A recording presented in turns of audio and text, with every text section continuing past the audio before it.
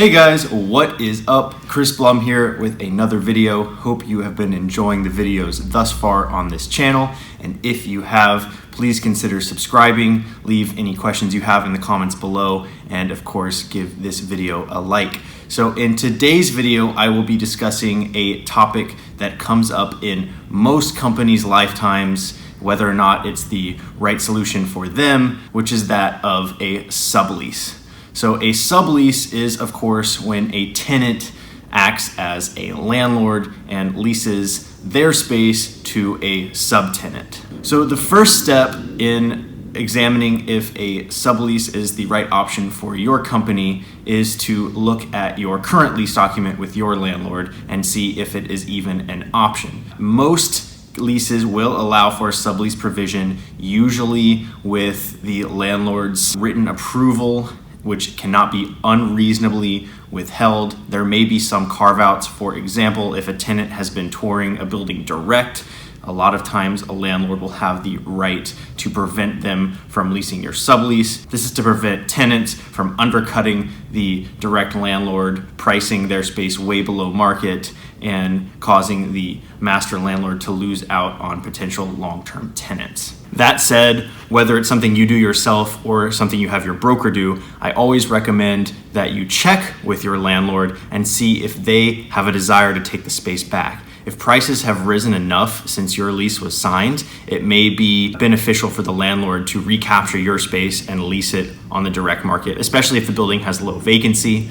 Another option that can arise is if they have a tenant that's looking for space in that size range, they may say, we're willing to tear up your lease and do a direct lease with this other company, which is actually better for you than a sublease, because in a sublease, you still remain liable as a tenant to the master landlord if your subtenant defaults. As a follow-up to this point, and in a video that I will make in the coming weeks, I always recommend that you include a sublease or assignment provision in your proposal and make sure that it ends up in the final lease document when you're negotiating your direct lease.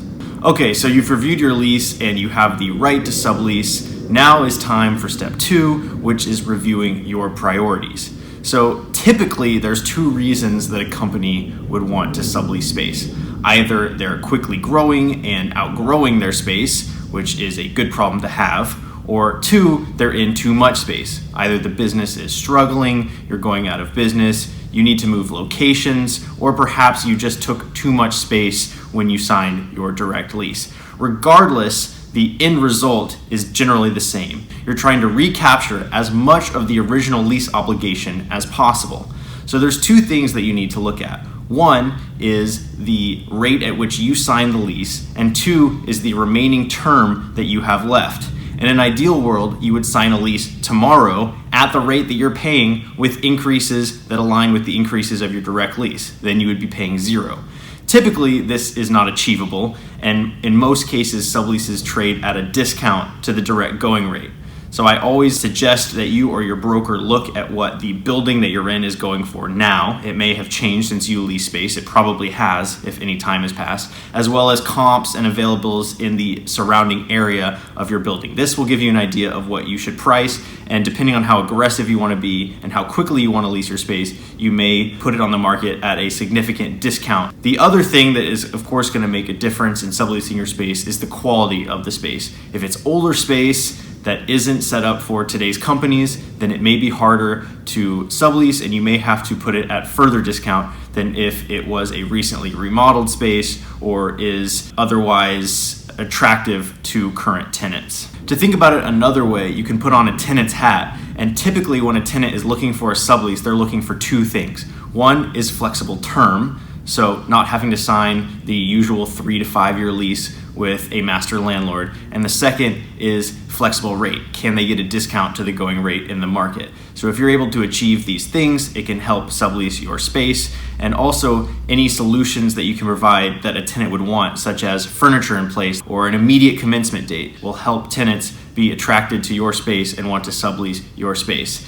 In general, I find that the ideal sublease period is 1 to 3 years. Shorter than this, and it's a bit of a hassle for a tenant to think about moving again. And longer than 3 years, while it may be attractive to certain tenants and it just depends on the situation, you will lose tenants that are looking for flexibility. And from a tenant's perspective, when you sign a sublease, you are essentially accepting a lease document that was already negotiated. You're giving away the right to negotiate points that are important to you and still ending up with a longer lease term. Okay, so once you've figured out your priorities, you know either where you're moving or perhaps the company is shutting down, and you know the timeline over which you're hoping to sublease the space, then you can begin to market the space. For a lot of tenants, it makes sense to hire a broker, perhaps the broker that put them in the space originally, or perhaps not if they took too much space for them.